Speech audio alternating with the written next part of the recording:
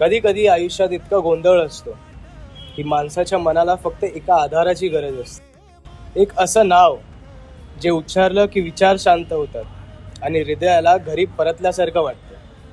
ते नाव म्हणजे विठ्ठल.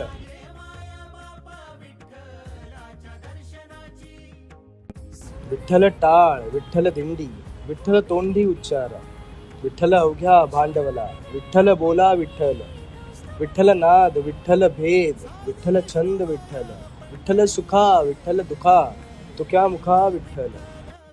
ज्याच्या मनात विठ्ठल बसतो त्याला जगातल्या प्रत्येक गोष्टीत एकच स्वर ऐकू येतो, प्रेमाचा, भक्तीचा आणि समाधानाचा. आणि म्हणूनच शेवटी तुकाराम महाराज म्हणतात, विठ्ठल सुखा, विठ्ठल दुखा. किती सुंदर विचार आहे ना.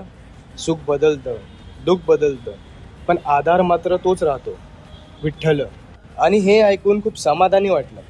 तुमच्या मनालाही शांत करणारा एक शब्द, एक नाव किंवा एक भावना कोणती? आणि जर उत्तर विठ्ठल असेल तर मनापासून कमेंटमध्ये लिहा. जय हरी विठ्ठल.